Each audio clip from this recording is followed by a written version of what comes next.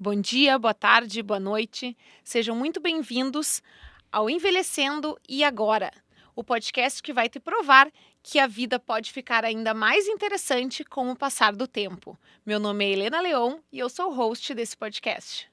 Olá pessoal, eu sou Vinícius Miola, médico geriatra, host do podcast, e hoje o nosso episódio vai ser a realidade do cuidado de um paciente com demência, e a nossa convidada é a nossa queridíssima Letícia Bareta, a Tita, nossa amiga também, e participa conosco também das nossas páginas, nos ajuda lá nas nossas páginas do Instagram, do YouTube, Geriatria com Miola, né, nos fazendo produzir os conteúdos maravilhosos. E hoje também, né, ela é cuidadora da mãe dela, né, é a dona Salete, também nossa amiga, que tem doença de Alzheimer, mais especificamente uma variante da doença de Alzheimer, que é a atrofia cortical posterior. Então a gente vai falar um pouquinho sobre isso. Seja bem-vinda, Tita. Boa noite, bom dia, boa tarde, pessoal. É uma honra estar aqui na mesa sentada com vocês. E é um assunto que eu tenho muito orgulho, muito amor de falar, então acho que vai ser um bate-papo bem legal. Muito show. É isso aí. Então, vamos começar pelo início, né, Tita? É claro que a gente já conhece um pouquinho da história tua e da tua mãe, da tua família, mas os nossos ouvintes e seguidores que ainda não te conhecem, né? Tu poderia nos contar um pouquinho como é que foi o diagnóstico da tua mãe? Quando que ela foi diagnosticada? Então, pessoal, como o doutor Vinícius falou, Vini, né? Falou, a minha mãe, ela tem atrofia cortical posterior, que é um outro tipo de Alzheimer. Acho que o Vini pode explicar melhor ali, posteriormente, como é que acomete essa doença.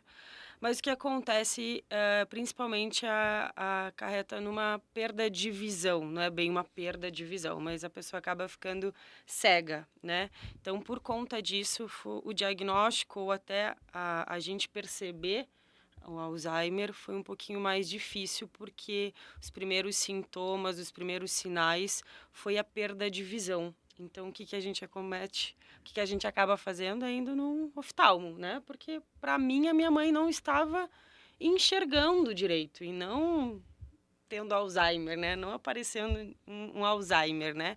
Então, aí, os primeiros médicos, assim, especialistas que a gente foi atrás, foi realmente um oftalmo para ver da questão da visão. E também o que dificultou um pouquinho esse diagnóstico dela foi também porque foi muito cedo. Minha mãe foi diagnosticada mesmo, depois de todos os médicos que a gente passou.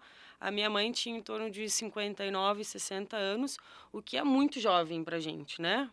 Então, por conta disso, o diagnóstico dela a gente demorou um pouquinho mais para ser feito, né?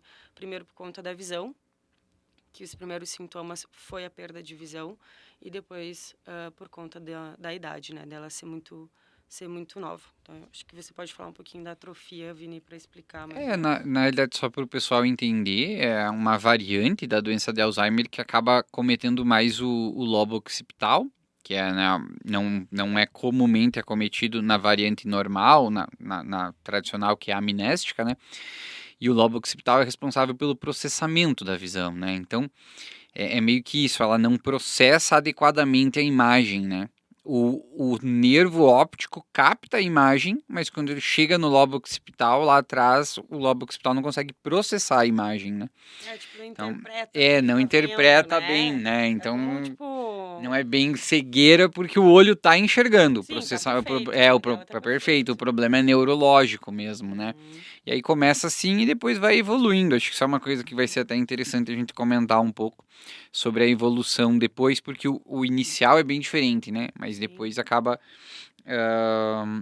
ficando parecido com os outros. Bom, Tita, isso foi que ano? O diagnóstico? Vai fazer... Ela tinha 59, você vai fazer uns 6, 7 anos atrás já. 6, 7 anos, bastante tempo. Vai fazer. Tá. E tu Do tá... diagnóstico, né? Sim, do diagnóstico. Sintomas ainda muito Sim, antes, mas como a gente falou, como eu te falei, né? A gente acabou demorando um pouquinho porque eram sintomas que não condiziam com o que a gente tinha. A gente já não tinha muito conhecimento sobre demência, sobre Alzheimer, enfim, né? Nossa, na época ainda, né? aí ainda vem com sintomas dessa forma, então a gente nunca imaginou que poderia ser, né? Depois de estudo, de neuro, de oftalmo, de a gente fazer exames de visão e os médicos olharem pra gente e falar, não, mas a retina, tá tudo certo. tudo Ela, certo. ela né? fazia Tá lindo." exame nos olhos e o olho estava Sim, perfeito. Tava perfeito. Uhum. Dá para dizer que há 7 anos atrás, na época do diagnóstico, se falava menos no assunto, eu acho. Não sei se as redes sociais explodiram muito de lá para Nossa, cá, né? não. Mas Era aquele básico, né? Básico do se achava básico. pouco, né, na A pessoa internet vai até sobre perder isso. a memória. É, O que é a memória, né? Às vezes a gente até esquece o que é a memória. O sim, simples fato de você tomar um copo de água, a pessoa esquece como tomar um copo de água, né? Como fazer para tomar um copo de água, sim. né? A memória está relacionada a tudo. Então foi difícil por conta disso. Aí depois ainda que a gente foi, não estava entendendo direito, que daí a gente foi num neuro. Aí o neuro fez todos aqueles exames, né? Mini-mental e todos aqueles testes, enfim. Eu lembro que estava eu e meu irmão mais velho, né? O Leonardo. A gente foi até Curitiba. E aí estávamos nós três na sala junto com o médico e ele começou a fazer esses testes. Bom, para quem não sabe, minha mãe, além de tudo desses sintomas aí serem estranhos no começo, esses sinais, a minha mãe, ela foi professora, né? Trabalhou a vida inteira com pedagogia. Então, ela fez pós, além de graduanda, ela fez pós, então estudou, leu. Uma mulher que sempre gostou muito de ler, uma mulher vaidosa, né? Então, ela sempre se cuidou. E o cuidado é desde a alimentação, exercício físico, tudo que a doença diz, que a gente procura na internet, que diz que vai acometer um Alzheimer, porque a pessoa não a escolaridade baixa, ou enfim, é uma pessoa que não faz exercício físico, que não se alimenta bem. A minha mãe era o oposto disso. Minha mãe era professora, minha mãe tinha uma vida ativa incrível, com seus 40 e poucos anos, atividade física, e aí, do nada, virou uma chavinha que ela não conseguia mais fazer o básico, né? Que aí foi a questão do dirigir, ela já não tinha mais muita noção de espaçamento também, né? Então entrava no carro, não tinha a noção do tamanho daquele carro, para onde que tinha que ir, ré, frente, a questão do cozinhar, aí a questão da visão, se cortava muito, enfim, então por conta dessa tipo, ela era o contrário de tudo que falavam, não. Se você não for uma pessoa ativa, se você se alimentar mal, se você não fazer exercício, se você não trabalhar a tua cognição, não fazer leituras, não estudar, não procurar conhecimento, você não vai envelhecer bem. E minha mãe era o oposto. Então, por isso que foi um pouco mais difícil a parte do diagnóstico, né? E principalmente da aceitação, né? Sim. Da aceitação quanto dela, principalmente, né? Ela não aceitar um diagnóstico e da família também, né? Que foi bem complicado essa questão de você receber um diagnóstico de uma pessoa Sim, é jovem, né? E a jovem, princípio ativa, saudável, né? Do saudável. ponto de vista orgânico, a não ser neurológico, né? Isso. Isso é complexo. Mas aí, ok, acho que talvez falar sobre essa questão do diagnóstico seja interessante. Aí, bom, daí veio a notícia e aí como é que foi? Bom, dificuldade de aceitação, mas e aí, para que lado que vocês foram? Como é que foi isso? Daí, como eu estava falando anteriormente, a gente foi no consultório do doutor, ele começou a fazer aqueles testes que a gente tem conhecimento, minimento, enfim, o teste do relógio. E aquilo ali foi assustador para mim, porque eu olhava e falava, mãe, Muito ruim. ela não sabia em que ano ela estava. O básico. E a minha mãe era professora, sabe? Então aquilo lá, eu imaginei, porque quando ela recebeu o diagnóstico, ela ainda estava no começo, né? Da parte cognição. A visão já estava um pouco mais avançada. E foi assustador para mim, mas olhar para ela e ela percebeu quanto estava difícil para ela fazer o básico, aquilo ali foi muito mais assustador. Porque ela percebia que ela não estava conseguindo fazer. E ela tinha noção que aquilo era fácil. Uhum. É um teste fácil. São Sim. testes fáceis, né? Então, essa parte de aceitação dela foi bem complicada, gente. Foi bem complicada mesmo por conta dela ser isso tudo que eu falei pra vocês, né? Aí, como é que volta pra casa? Né? Volta pra casa tentando ter uma vida normal, né? Então, conversamos entre família. Quando minha mãe foi diagnosticada, então, ela ainda estava no início, né? Ela ainda era uma pessoa independente, conseguia fazer algumas coisas, né? E segue vida normal. Ela ainda conseguia fazer as caminhadas dela, enfim, né? Limpar a casa, brincar com os netos, enfim, ter alguma vida independente ainda. Então, beleza, vamos seguir vida normal. Conversamos com alguns outros psicólogos, até para a família entender melhor esse processo e como lidar com ela também. E aí, vida que segue. Só que aí, essa vida que segue, eu chegou num ponto que não, beleza, então vida que segue, minha mãe tá bem, tá tudo bem, a doença ainda tá na fase inicial, então eu acabei meio que fechando os olhos e tratando a minha mãe como a minha mãe de 50, de 45, 50 anos. E eu acabei exigindo dela coisas que ela já não conseguia mais. O que acabou frustrando ela, o que acabou me frustrando muito, né? E que foi totalmente errado, mas era um período de negação. Acho que todo mundo que recebe esse diagnóstico, independente da situação que você tá, situação familiar que você acaba tendo um período de negação. E todo mundo na minha família passou por isso, né? Então, principalmente a parte de negação, enfim.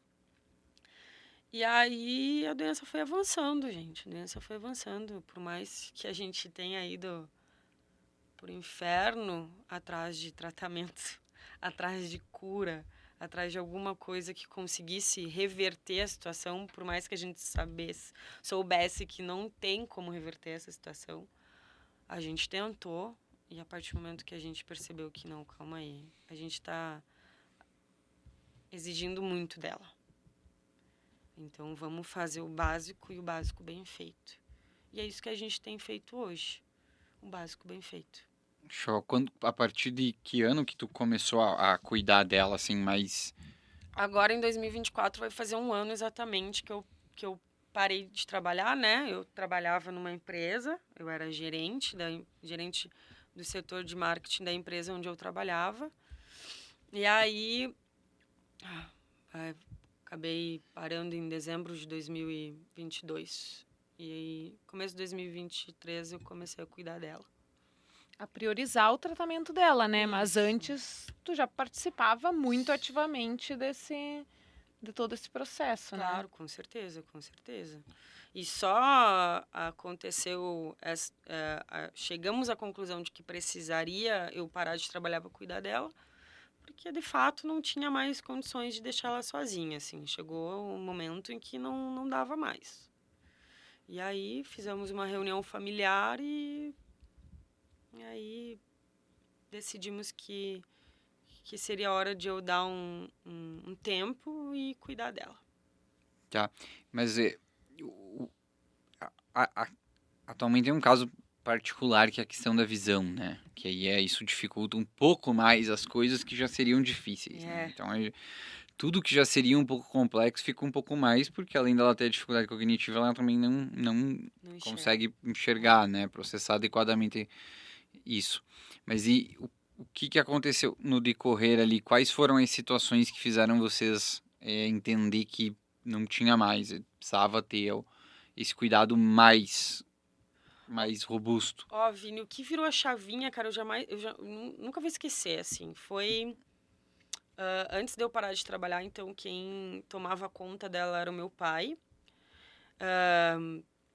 Mas idoso não cuida de idoso, né? Não Vamos Nem deveria, é um né? idoso, nem é um idoso assim dos mais É. velhos, né? O teu pai, né? É verdade, Relativamente mas jovem, mas é tem a difícil. mesma idade que minha mãe, Mas verdade. é Mas difícil. mesmo assim, É difícil. idoso não cuida de idoso, né? Ah, meu pai envelheceu muito também nesses últimos anos por conta de estar muito preso. A minha mãe é ligado nesse serviço, então a gente tem que estar sempre de olho e tal, mesmo ela ainda tendo uma certa independência. Então, depois do diagnóstico, quem ficou mais próximo e ficou de olho nela foi o meu pai, né? Mas teve uma ocasião um pouquinho antes de eu decidir, porque foi uma decisão que eu tomei de cuidar dela, tá? Não foi ninguém que me obrigou a fazer isso, foi uma decisão que eu tomei. Foi porque houve uma semana em que meu pai foi viajar e 2022 foi um ano que eu trabalhei alucidamente, assim, tava muito louca trabalhando, enfim, eu quase não ficava em casa e tal, e eu não percebi o quanto a doença tinha avançado. E nesse final de semana, nessa semana, meu pai foi viajar e ele ficou, ó, filha, eu preciso que tu fique um pouco mais em casa, mas de manhã e de tarde tua mãe fica de boa, assistindo TV e tal, mas de noite que tu auxilia ela e tal, porque eu vou estar viajando. Não, tudo bem, claro, né? No segundo dia eu já entrei em pânico. Ela não conseguia escovar os dentes sozinha, assim, sabe? Pentear o cabelo. Não conseguia diferenciar o que era o shampoo e o que era o condicionador dentro do banho. Muito mais por conta da visão também, né? Eu fiquei apavorada. Mas como que ela fazia isso? Tipo, teu pai ajudava nessas coisas ou às vezes ele não se dava conta também que ela Não, não ele conseguia? ajudava. Só que ele, no papel de pai, ele não queria apavorar a gente. Dizer, não, tua mãe tá ficando mal, a doença tá avançando, né? Ele, no papel de pai, ele quis pegar pra ele e não querer preocupar a gente, porque ele tava cuidando dela, sabe? Só que, como eu falei pra vocês, eu fechei o olho durante muito tempo, porque eu queria enxergar a minha mãe de anos atrás. Eu não queria ver a mãe da minha mãe do jeito que ela tava. Só que aquilo ali foi o momento que eu vi realmente o quanto minha mãe estava vulnerável, né? E aí foi aí que eu sentei, pensei, conversei bastante com ela, né? Tentei entender quais eram as dificuldades do dia a dia dela, enfim. E aí depois a gente sentou com a família e decidimos que eu ficaria até pro meu pai também ter um pouco mais de liberdade, né? Sim, porque senão ele que ia ficar. Ia ser muito desgastante pra ele também, né? Show. Mas quando tu fala assim que tu sentou e conversou com ela e perguntou pra ela das dificuldades dela, ela ainda tem assim a cognição suficiente para conseguir te dizer quais são as dificuldades que ela sente? Ela consegue articular assim os pensamentos para te dizer quais são as dificuldades que ela está sentindo? Olha, Helena, hoje em dia, há uns 2 meses, a doença deu uma boa avançada, assim, né? Mas quando eu sentei com ela, depois daquela semana lá que eu sentei com ela e conversei, ela conseguia falar, ela tinha uma dicção razoavelmente boa, né? Você tinha que falar de uma forma mais devagar com ela, mas ela entendia. E eu sentei e conversei, ó, mãe, eu percebi que você está tendo algumas dificuldades, como é que tá a tua visão? Eu colocava alguns objetos na frente dela e perguntava que cor que é, ou que objeto que é esse, sabe? Para mim ter uma ideia de como é que tava a situação dela, né? E aí a gente vai percebendo que, Uhum. enfim, um garfo já não era mais um garfo, né? Colocava um copo, tá, mãe, onde é que tá o copo na mesa? Ela não via o copo, né? Falei, mas gente, ela tá ficando um dia inteiro sem tomar água, praticamente, sabe? Sim, Porque não sim. enxerga um copo, porque não. Né? E aí, Então, quando são você essas iniciou, coisas assim, mesmo. quais foram as principais dificuldades, assim, no começo, ou adaptações que vocês tiveram que fazer no processo de cuidado? Como é que foi o começo, assim?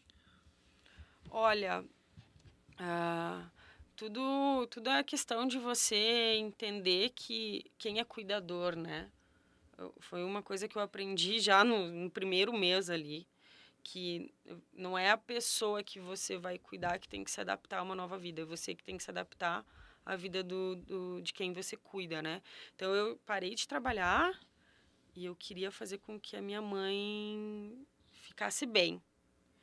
Então, eu queria fazer exercício, eu queria fazer pintura, eu queria fazer fonoaudiologia, eu queria fazer... Tudo que vocês imaginam eu queria fazer. Então, ela que estava ali no mundinho dela, assistindo a TV dela, paradinha, fazendo as caminhadas dela sossegada. Chega eu ligada no 220. Mãe, vamos fazer não sei o que, não sei o que, não sei o que, não sei o que. Meu Deus, a casa caiu, assim. Ela me mandou embora de casa. Ela veio pra cima de mim. Sai, eu tô bem confortável com a vidinha que eu tenho. Por que você tá fazendo isso? E o meu erro maior foi eu chegar pra ela. Isso é um conselho que eu dou. Óbvio, gente, eu vou fazer o que? 1 ano que eu tô cuidando da minha mãe. Então, o que eu tenho de bagagem é muito pouco perto de muita gente que já tá aí há muito tempo, né? Mas uma coisa que eu aprendi, e foi uma amiga minha, a Fran, que falou pra mim, quando eu falei com ela sobre essa dificuldade dela aceitar a minha ajuda, ela olhou pra mim e falou bem assim, Tita, muda a tua fala, muda o teu jeito. Não chegue pra tua mãe e fala, mãe, vamos fazer pilates? Vai ser bom pra ti, tu vai trabalhar tuas articulações, né? Senão daqui a pouco você não consegue mais caminhar. Eu vinha com um discurso de que eu ia salvar ela, que senão, se ela não fizesse isso, ela ia ficar cada vez pior e que ela tinha que fazer aquilo. E não. Aí, quando eu chegava nessa posição, ela não aceitava, ela não queria. Ela queria ficar a vidinha dela. Sentar na frente da televisão, porque estava cômodo. Como foi os últimos anos. E essa minha amiga falou bem assim, não fala desse jeito, fala o que vai fazer pra você. Você é filha. Se coloque na sua posição de filha. Quem é mãe jamais negaria alguma coisa para um filho. Ainda mais eu e a minha mãe, que temos uma ligação muito forte. Então, não troque a sua fala, troque a sua frase. Ao invés de você dizer, vamos fazer pilates porque vai ser bom pra você, mãe, eu vou começar a fazer pilates. Eu tô há muito tempo sentada, trabalho sentado o dia inteiro, bababá. Se tu for comigo, sei lá, vou ganhar um desconto. Vamos comigo? Acho que vai ser bom pra você também. Vamos fazer uma aula teste, alguma coisa assim? Na hora. Tá, vamos. Isso aconteceu com a academia, com a caminhada, com mexer na plantinha, na terra, que ela já não queria mais mexer na terra. Tudo. Quando eu falava que eu queria fazer pra mim, porque ia ser bom pra mim, e que eu gostaria da companhia dela comigo, se ela gostaria de fazer também, ela começou a aceitar mais a minha ajuda. Então, foi essa viradinha de chave, assim, que mudou a nossa relação de mãe e filha, e não só de cuidador e cuidadora. Legal, né? Porque isso é uma dificuldade que todo mundo passa, né? Precisa tirar um pouquinho eles da zona de conforto, mas é difícil, né? Porque eu vejo muito. Vem aquela questão da um pouco a apatia, né? Um pouco a dificuldade em fazer as coisas faz com que eles não queiram fazer, né? Então, e aí é aquela coisa, você fazendo junto também é uma coisa que ajuda, né? Porque tá vocês duas fazendo, né? Não é uma coisa que ela precisa fazer. Então, acho que isso tem muito a ver também. Sempre estimular, fazer junto, tá junto. É porque o papel do cuidador é aquela coisa. A partir do momento em que você se dispõe a fazer, né? É um papel que dá muito trabalho, né? Porque essas não coisas... é só simplesmente fazer companhia. Exatamente, não é simplesmente fazer companhia. Tem que estar lá, tem que ajudar, tem que fazer as coisas juntos. E acho que muita gente, quando começa, não tem essa dimensão, né? Da dificuldade que tem que trabalhar, né? Não é estar lá pra ficar olhando o vozinho ficar assistindo TV, né? Não vai acontecer isso, não vai rolar. Não é a vida boa, né? Ninguém tá lá passando o dia no Instagram, né? O pessoal tem muita coisa pra fazer. Não é aquela coisa de você bater ponto, né? Você entra na empresa às 7, sai meio-dia, entra 1h30, sai às 6 e vida que segue. Sim, depois Como que você sai da empresa, cuidador, saiu, né? Saiu, né? É. Como cuidadora, eu acordo antes da minha mãe e durmo só depois que ela dorme. Sim. E Né? Então, no, no começo, então, ali, a comunicação de vocês estava um pouco mais tranquila, né? Porque às vezes se comunicar é uma coisa muito difícil, né? Com nossos pacientes que têm demência. Mas agora que tu falou que tá um pouco mais difícil, como é que é essa questão da comunicação, assim, muitas vezes que você precisa se comunicar? primeiro porque a dicção dela já não tá muito boa, assim. Então, ela acaba esquecendo muitas palavras, troca muitas letras.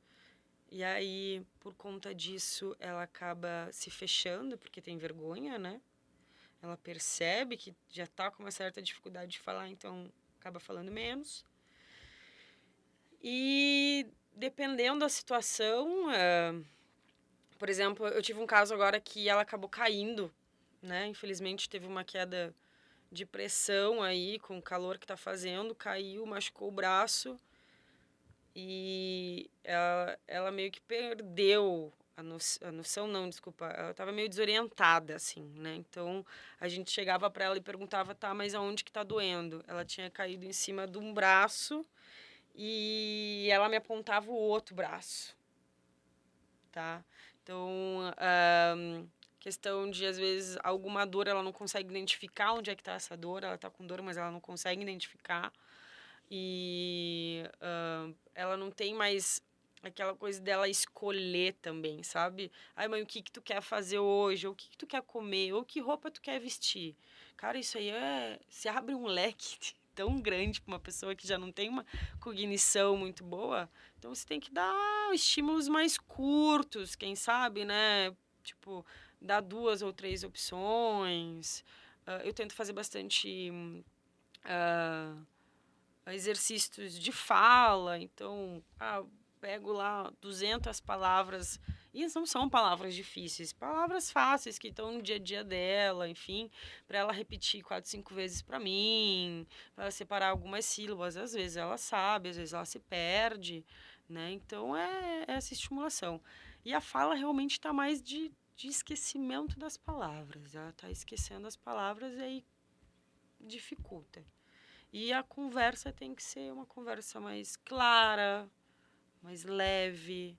Se tem muitas pessoas na mesa, ela já não consegue acompanhar, né? Se tem muita gente falando ao mesmo tempo, tem que ser 1 ou 2 pessoas. Né? Então, é a gente se adaptar ao mundo dela agora, né? Sim, é bem fase moderada já, né? Já uma evolução... Bom, tem 9 anos de história, né? Então, já uma fase moderada avançada. Começou a pegar comunicação, né? Já tendo a alteração importante de linguagem, né? E essa hora dificulta mesmo, tem que se fazer. Essa, acho que tem um pouco o paciente que cognitivamente tem uma cognição boa, ele carrega também por mais tempo essa questão de conseguir ter uma autonomia maior e entender melhor as coisas, né? Acho que a tua mãe tem essa questão também. Eu vejo que às vezes o paciente que tem uma cognição, né, ensino superior, né, pós-graduação, você vê que demora mais para ele realmente não conseguir mais entender tanto as coisas. Então ela foi carregando isso por muito tempo, mas agora avançou mesmo, né? Então, Sim. Tanto que as primeiras dificuldades que tu relatou ali foram mais em decorrência da visão, né? E não. Ela talvez seria capaz de seguir com a sua autonomia por um pouco mais de tempo se ela enxergasse, né? Sim. Aliás, se ela conseguisse processar as imagens, né? E até uma hoje. coisa né? interessante, assim, pra gente discutir, porque a gente fala muito que talvez o desconhecimento é uma das piores coisas da doença, né? Então as pessoas não conhecem, não entendem o que está acontecendo e por isso fica mais difícil, né? Como é que é essa situação? Hoje você tendo, né, uma gama de conhecimento assim bem boa, né? Vamos dizer assim, já tem um conhecimento bastante robusto sobre o cuidado e que lá atrás não tinha, né? Como é que você enxerga essa diferença, assim, de hoje você... O quanto que isso é importante, né? O quanto que talvez claro que os erros lá de trás fazem parte do jogo e também tinham a ver com a falta de conhecimento, né? Mas como que isso teria tornado talvez as coisas um pouco melhores antes, se tivesse esse conhecimento que tem hoje e a importância disso? Nossa, Vini. Que nem se falou, os erros sempre vão acrescentar em alguma coisa. A gente sempre vai aprender com os erros, né? Mas a gente sofre tanto quando a gente erra com uma pessoa que a gente ama, que conhecimento nessa parte é tudo. Para quem é cuidador, de familiar, errar com eles é um cargo pesado, assim, sabe? Por isso que eu falo, por um tempo eu neguei a doença e tá, beleza, foi tranquilo, assim, né? Tá, não é neguei, eu entrei num luto, eu não aceitei direito, eu tratei a minha mãe como uma mulher de 40 a 45 anos, como eu queria que ela tivesse na época, né? E muita falha acarretou em coisas que trouxeram muito sofrimento para ela também, não só para mim, né? Então o conhecimento cara, ele deixa as coisas mais conhecimento e terapia. Terapia. Deixam tudo mais fácil, sabe? Então, eu entendo a minha posição de uma pessoa privilegiada, porque eu sei que eu sou privilegiada, né? Com a família que eu tenho, com a rede de apoio que eu tenho. Por mais que minha mãe esteja passando por tudo que ela está passando, a minha mãe ainda continua sendo uma pessoa maravilhosa. Eu aprendo todo dia com ela. Mas a falta de conhecimento, nesse quesito de cuidador, faz a gente se cobrar muito quando a gente percebeu que a gente erra, porque quem sofre é quem está doente. E ele já está doente, e ainda sofrer com um erro nosso, né? Então, acho que quando a gente opta por cuidar de alguém que a gente ama, a gente sempre vai querer dar o nosso melhor, né? Por mais que o nosso melhor, às vezes, não seja o melhor. Mas o conhecimento, gente, às vezes a gente pensa que é uma coisa tão básica, né? Um teste, uma brincadeira, uma atividade é tão básico, mas faz uma diferença tão grande que se eu tivesse pego de uma forma mais leve essa fala que a minha amiga me falou há 5 anos atrás para minha mãe, de não chegar para ela e falar: ai, mãe, vamos fazer, porque senão a doença daqui a pouco você não levanta mais, porque senão daqui a pouco você não fala mais. Ai, tenta ler isso aqui, meu Deus, olha isso aqui, como é que você não enxerga? Sabe? Por pura falta de conhecimento. Então, quem sofre pela falta de conhecimento, às vezes não é nem o cuidador. É a pessoa, é o familiar. E sofre, mas sofre de um jeito diferente, né? Com certeza o doente sofre mais, né? E a negação acho que é normal, né? Então isso é uma coisa que a gente não pode também querer tirar, né? Não, você tem que receber a notícia e abraçar e sai cantando Imagine e todo mundo feliz, né? Não é Se assim, alguém né? fez isso, pelo amor de Deus, dá receita. Então acho que também Ou a gente não manda pode. o A gente, número do terapeuta. exato, não pode querer simplificar demais o que é extremamente complexo, né? Então acho que o período de negação inicial ele faz parte do jogo. Agora, hoje é aquilo que a gente conversou, né? O conhecimento ele tá muito mais, tem muito mais informação, né? Então, para quem tá diante de um processo ou mesmo de dúvida ou de um diagnóstico recente, né? Ou recebeu o diagnóstico há poucos meses, acho que essa mensagem é importante, né? Que vai passar ali para o processo de negação, que seja curto, mas que entenda que a doença está aí, tem muito para ser feito, né? Especialmente do ponto de vista não farmacológico. Infelizmente, do ponto de vista farmacológico, a gente não tem tanta coisa para oferecer, especialmente que vá barrar a evolução da doença, né? Então, infelizmente, essa é a situação. A gente, né, precisa aceitar que os nossos tratamentos, eles são sintomáticos, né? Não vão barrar a evolução da doença, mas do ponto de vista não farmacológico, a gente tem muito para fazer, né? Então, acho que isso é bem importante, porque quanto antes a pessoa conseguir virar essa chave, mais fácil vai ficar para ela e para o familiar, né? Então, acho que isso é legal a gente comentar, né? Claro, com certeza. É isso aí. Então, é muitas coisas pelo que você pode fazer, mas também tem muitas coisas que você não precisa fazer, né? Que você aprende, eu acho que ao longo dessa jornada de cuidado, né? Então, puxando aqui um pouquinho do nome do nosso curso, né? Que para quem ainda não conhece, nós temos então um curso que se chama Jornada de Cuidado, que aborda todos esses pontos, né? E ensina aos cuidadores, né, as melhores formas então de cuidar desde si mesmo, que a gente bate muito nesse martelo, que para cuidar de alguém você precisa estar bem consigo mesmo. Então, desde cuidar de si mesmo, como cuidar desse paciente desde a fase do diagnóstico até os momentos finais de vida, né? Então, por isso que se chama, inclusive, jornada de cuidado, né? Porque é toda uma jornada a ser percorrida. Mas quando eu falo as coisas que a gente não precisa fazer, né?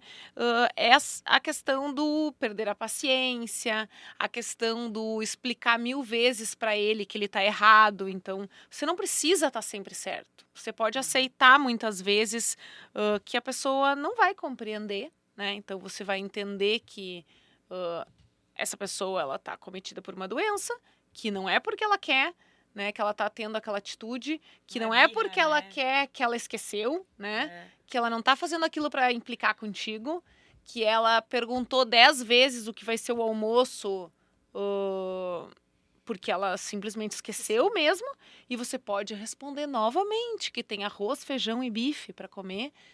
E respirar fundo e responder de novo, e responder de novo, e responder de novo. Porque não adianta você dizer, mãe, eu já te respondi. Porque aí o que vai acontecer? Ela vai dizer, não, você não me respondeu, não. E aí vai gerar uma briga, vai gerar um atrito, que é uma coisa que não precisa. Então, eu vejo às vezes as pessoas falarem no Instagram, hoje mesmo, antes da gente entrar aqui nesse episódio, eu li um comentário de uma pessoa falando ali que ela disse que o pai dela repete várias vezes a mesma coisa, mas que o pior não é o pai dela repetir. O pior é o pai dela não admitir que está repetindo. Mas, poxa, se ele tem demência, entendeu? Essa nitidamente é uma pessoa que tá precisando aprender um pouco mais sobre a doença, né? Para ela entender que não tem como o pai dela reconhecer que ele tá repetindo. Nesse momento, quem tá errada é ela, né? Não é ele que tá errado, né? Porque como é que ele vai reconhecer se ele tem uma demência? Ele não vai reconhecer que ele tá repetindo. Porque para ele, na cabeça dele, é a primeira vez que ele tá falando aquilo, né? Então, para vocês verem como, às vezes, é uma coisa muito simples. É uma coisa muito simples. É, tipo, não contestar a pessoa. Deixa a pessoa quieta. Repete. Você é a pessoa que está cognitivamente saudável. Então, você é a pessoa que tem que se comportar dessa forma, né? De parar, pensar, refletir, respirar e ir lá de novo. E repetir de novo, né? Nós somos amigos muito próximos da Tita e a gente sabe que ela, a cada 5 minutos, às vezes ela tem que fazer a mesma coisa de novo. Tem que ir lá mostrar a mesma coisa para a mãe dela de novo. Mas tinha a época da Castorina, a avó da Helena, que nós íamos visitar ela, que tem demência vascular também. E aí ela achava que a Helena era a mãe dela e que eu era o namorado da tua mãe, né? Querida da Castorina. Era bem engraçado, tadinha. Eu tenho um episódio dessa do almoço que você falou agora. Teve uma vez também que minha mãe perguntou o que ia ter de almoço. Aí foi uma, aí passou uns minutinhos depois, foi outra vez. Mas o que tu tá fazendo de almoço? O que tu tá fazendo de almoço? Aí eu sempre falava, né? Lá em casa é frango, arroz e legumes, que tem sempre, né? Tentamos ser fitness às vezes. E aí pediu 1, 2, 3 vezes, na quarta, na quinta vez, eu respondi que ia ser bife acebolado. Mudei. Pra ver o que ia ser, né? E ela aceitou de boa. Aí na outra vez, ela foi, no mesmo momento, passou, ela deu a caminhada dela ali ao redor da mesa, da cozinha ali, de novo. Mas que tu tá cozinhando pro almoço? Aí eu falei o que eu realmente estava fazendo, né? Que era o arroz, os legumes e o frango. Ela, ué, não era bife acebolado? Aí, ó. Aí tu para e pensa, respira. Resolvi mudar. Daí é aquele momento que a pessoa pensa, mas quando tu quer, tu lembra, né? Ela queria vir pra ser Algumas bolado, partes né? ela pega, né? Na época ela ainda pegava alguns pontos, ela esquecia, outros não, porque daí ela chegava pra mim assim, filha, eu sei que eu já te perguntei, mas é que eu esqueci. Aí ela fazia a pergunta que ela queria fazer, né? Então ela ainda tinha essa noção de perguntar, mas esqueceu a resposta, enfim, então tem que levar de uma forma leve, que nem a Helena falou. Se precisar repetir, repete. Né, o simples, o copo, ela falou, me alcança o copo verde, se o copo é vermelho, sim, você vai alcançar o copo da cor que ela falou. Enfim, isso se torna tão mais leve até para quem está cuidando que depois você... Cara, você começa a entender muita coisa depois que você entende a doença também, sabe? Entende a demência, entende a evolução, entende as fases, né? Isso é muito importante. O conhecimento, porque eu antes de ter esse conhecimento, de eu saber que existem fases, que existem episódios, que vai começar assim, assado, por mais que cada paciente é cada paciente, mas você já está preparado para aquela situação. Uma coisa que eu disse, eu não quero mais pisar em ovos com a minha mãe. Eu não quero mais errar, eu não quero mais pisar em ovos. Eu preciso estar preparada. E o conhecimento me deixou preparada. Então, estudem, vão em busca, rede de apoio, amigos, família, peçam ajuda, geriatras, né? Às vezes o próprio neuro, quando faz o diagnóstico, questiona, pergunta. Terapia, façam terapia. Boa, né? Quando a Tita fala isso aí sobre os médicos, né? Como eu vejo lá a quantidade de pessoas que nos enviam mensagem nas redes sociais, tirando dúvidas básicas, assim, dúvidas muito básicas que deveriam ter sido tiradas com o seu médico, tá? É óbvio que a gente tá lá nas redes sociais para ajudar as pessoas. Toda quarta-feira a gente abre uma caixinha de perguntas lá, que é o nosso quadro, né? Miola Responde, toda quarta de manhã.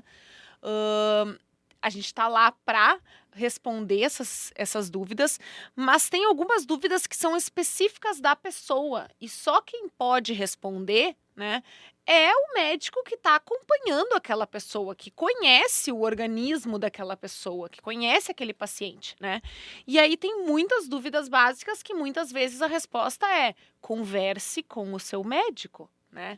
E assim, pessoal, vocês estão lá, mesmo que vocês estejam consultando pelo plano ou tá, né, no Sistema Único de Saúde, enfim, no momento em que você tá na frente daquele profissional, ele é o seu médico e ele tá lá para responder as tuas dúvidas. Então, teve uma dúvida, tem que perguntar. Não fique você também pisando em ovos na frente do profissional. Ele tá ali para te ajudar.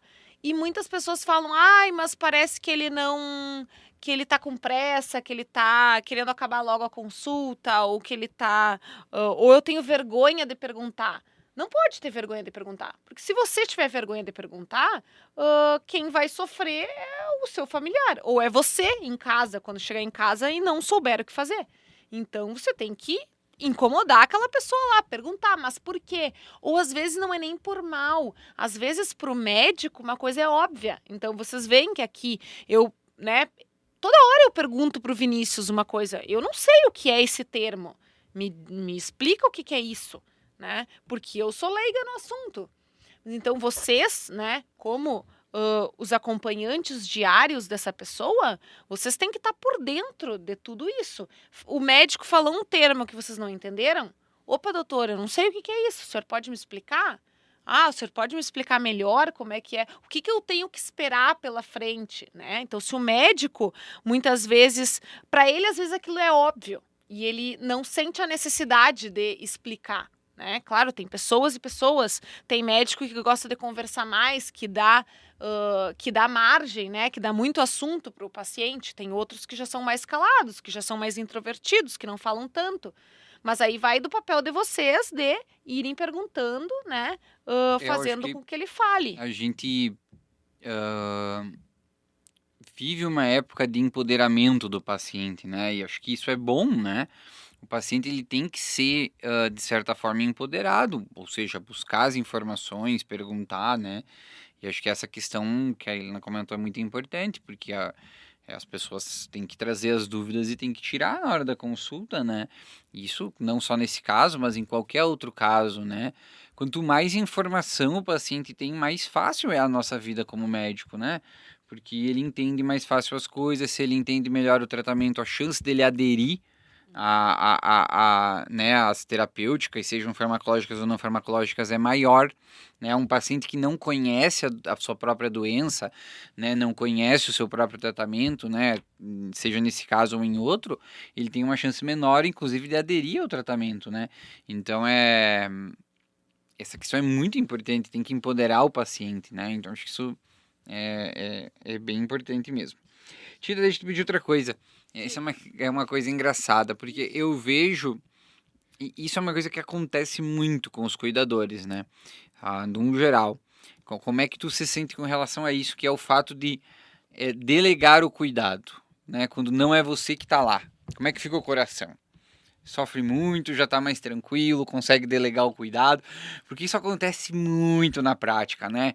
A partir do momento em que alguma pessoa assume o cuidado, né, e claro que faz da melhor forma e provavelmente faz melhor do que muitas vezes outras pessoas, porque tá dedicada a isso, então a tendência é que cuide melhor, mas aí tem dificuldade em começar a delegar, né? E aí acaba virando aquela bola de neve, né? Só ela cuida, ela não deixa mais ninguém cuidar, e aí Só ela começa a se sabe estressar, cuidar. só ela sabe cuidar, e vira essa coisa. Como é que foi isso pra você? Tu ainda tem dificuldade em delegar, já tá mais Você tranquilo? pisou no meu calo agora, né? Mas isso cara, isso é muito tradicional, né? Ainda que você tá no... Bom, a gente sabe um pouco mais, mas fala um pouco sobre isso pra gente entender. É bizarro, mas, cara, como eu não sou mãe, né? Tenho 31 anos aí, até é estranho porque como a minha mãe foi o Alzheimer da minha mãe foi muito precoce, todos os grupos de apoio, né? Os cursos que já fiz, os cursos que você já fez, Vini, que eu participei, que estive junto, eu acho que eu sou a mais nova sempre. A cuidadora mais nova, a filha mais nova, digamos assim, né? A pessoa mais nova daquele grupo. Então eu não, né? Os filhos que eu tive até agora, eu fui mãe de pet, né? Mas pet é uma coisa. E cara, eu digo assim, ó, eu bato palma para as mamães que conseguem deixar os filhos na creche ou, enfim, quando são bebês e ir trabalhar tranquilamente, assim, porque em um ano que eu tô com a minha mãe, eu acho que no máximo eu fiquei fora uns 3 dias. E a única vez que eu fiquei fora 3 dias, eu jurei pra mim que eu não ia mais sair de casa. Erradíssima. Primeiro, porque, como você falou, obviamente ninguém vai cuidar dela que nem eu cuido. Ninguém. Porque eu tô ali. Eu acordo, eu Sim. faço café, a gente passa o dia. É como se fosse uma extensão de mim, já, sabe? E isso é um erro meu, porque eu acho que eu exijo dos meus familiares o mesmo que eu faço. Mas ninguém nunca vai fazer igual, sabe? Às vezes eles até fazem melhor, não do meu jeito, do jeitinho deles. Mas isso é um erro que eu acho que a maioria dos cuidadores cometem, assim, de você conseguir delegar isso. É um erro que eu até hoje, depois de um ano, eu não consigo. É muito difícil. Para mim, estar aqui hoje, né, já é difícil. Ficar tanto tempo fora de casa, enfim. Mas é porque é amor, é cuidado. Eu tenho uma rotina com ela que eu tenho medo de, se alguma coisa sair do que eu já tenho feito com ela há tanto tempo e não der certo, eu me culpar muito por isso, né? Então, é errado, errado. Estou tentando tratar na terapia. Essa parte ainda não está dando certo. Mas vamos tentar ainda, tem terapia para fazer.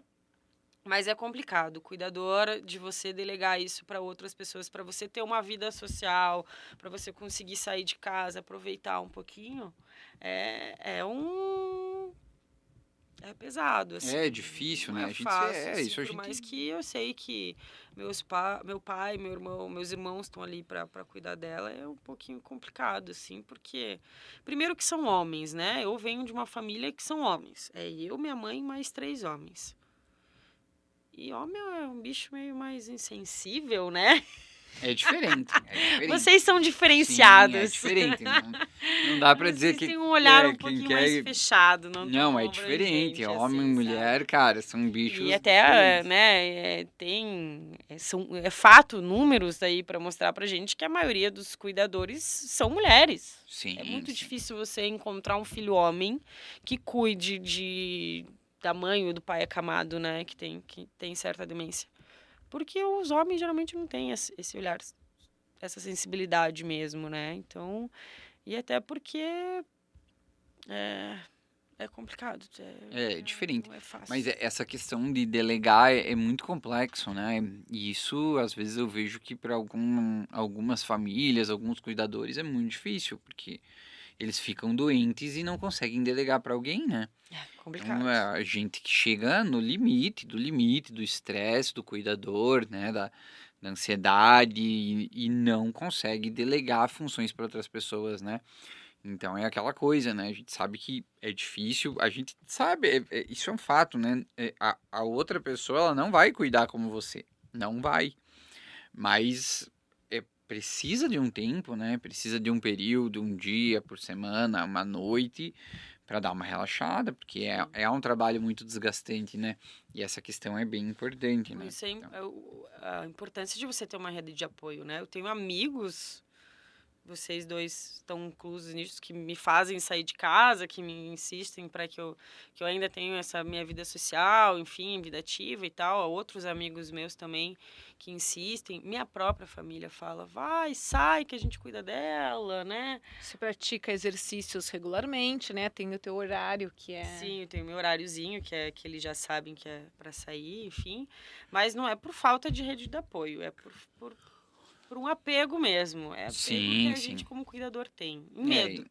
e claro. Apego e medo. E tem, claro, os familiares que têm uma rede de apoio mais frágil, né, pessoal? Isso a gente não tá negando, mas assim, sempre há possibilidades, né, de encontrar rede de apoio. Às vezes, encontra a rede de apoio onde menos imagina, né? Então, tem que ir atrás, né? É, família, amigos, vizinhos, a igreja, a comunidade, qualquer pessoa que pode estar disponível e disposta, né? Aquela coisa, disponível e disposta. Ela tem que ter tempo, mas tem que querer ajudar também, né? Porque senão ela não vai fazer o trabalho nem minimamente direito. Mas que seja uma hora e pouco para você sair, fazer um exercício, fazer uma caminhada, é importante, né, pessoal? Então isso faz parte do cuidado. Vocês têm que lembrar de disponibilizar um tempo da vida para vocês, porque senão Claro, não fica. adianta você tentar cuidar de uma pessoa se você não está se cuidando, né? Então, Esse é o esse primeiro esse é o passo. primeiro Tanto o passo. profissional de saúde quanto o cuidador, né, para cuidar de outra pessoa, precisa estar bem consigo mesmo, senão não tem como cuidar. E aí essa questão é muito importante. A gente vai bater nessa tecla sempre aqui para que vocês se cuidem, senão dificulta todo o resto. Muito bem. Bom, eu acho que então já falamos bastante, né? Vamos se encaminhando para o final. Tita, eu queria escutar de ti, assim, queria que tu deixasse uma mensagem para os outros cuidadores que estão na mesma situação que tu, né? Ou que estão recebendo o diagnóstico dos seus familiares, dos seus pais, maridos, esposas, né? O que que tu diria para eles, assim, se tu pudesse deixar uma mensagem para esses familiares? Olha, Helena, que nem eu falei antes, então eu tô cuidando da minha mãe, vai fazer 1 ano, né? É, é muito pouco tempo, por mais que pareça que eu tô aí há muito tempo, mas a minha bagagem é pequena perto de tanta coisa que eu ainda vou vivenciar com ela, que eu ainda vou passar e que tantas outras pessoas já passaram, né? Mas eu acho que a base de tudo é amor. Amor e principalmente, gente, principalmente, eu olho para minha mãe todo dia, com empatia. Se coloque na posição da pessoa que está do outro lado, que está na tua frente, de quem você está cuidando. Então, se você não gostaria que as pessoas erguessem a voz com você, falassem que você está fazendo birra, ou, enfim, qualquer situação que seja desagradável, não faça com ele o que não gostariam que fizesse com você. Então, a base de tudo é amor. É cuidar com amor, com respeito. Qualidade de vida para eles é extremamente importante, né? Fazer o básico, mas o básico bem feito. Às vezes tá estressado, chama um pouquinho para caminhar na rua, leva para dar uma volta no parque, para visitar um local que às vezes ele não lembra do recente, mas lembra muito do passado. Então, reviver o passado. Eu converso com a minha mãe muito sobre o passado dela, sobre a infância, sobre a época que ela era professora. Isso faz um bem para ela, porque é o que ela viveu e o que ela lembra do que ela viveu, né? Às vezes eu falo, cara, vocês acham mesmo que eu queria tá ali todo dia fazendo a mesma coisa, com a minha rotina? Não, mas quando a gente coloca amor no que a gente faz, qualquer situação da vida, né? No nosso trabalho, reconhecimento, relacionamento, tudo flui de uma forma melhor. Então, acho que é isso, Helena, é colocar amor no cuidado e principalmente se colocar no lugar de quem a gente cuida. Muito bem, Muito bem. acho que é isso. Foi muito legal, obrigado, Tita, pela presença. Obrigada. Se você quer deixar as redes ou não. Não. Ai, eu tenho Tá. vergonha. Mentira, se alguém quiser me seguir é le.bareta com 2 T's. Lá eu tento um pouco contar o meu dia a dia com a minha mãe, assim. Eu evito ainda porque eu sei que ela não gostaria muito de ser tão exposta, né? Principalmente eu acabo pensando um pouco nisso, né? Se colocando no lugar dela. Mas eu acho que é importante a gente passar isso para quem está mais próximo de mim também, dos meus amigos, dos meus familiares verem. Então, quem quiser seguir e conhecer a minha mãe maravilhosa, é le.bareta. Muito bem, pessoal. Vocês sigam nossas redes sociais, então Instagram, @geriatria com Miola, YouTube, Geriatria com Miola e TikTok. Não esqueçam de curtir, comentar e compartilhar aqui o vídeo, se inscrevam no nosso canal e também lá nas plataformas de streaming, Spotify, Apple, Podcast e todos os outros, beleza? Até o próximo. Tchau, tchau. Tchau, Tchau, pessoal. tchau. Obrigada.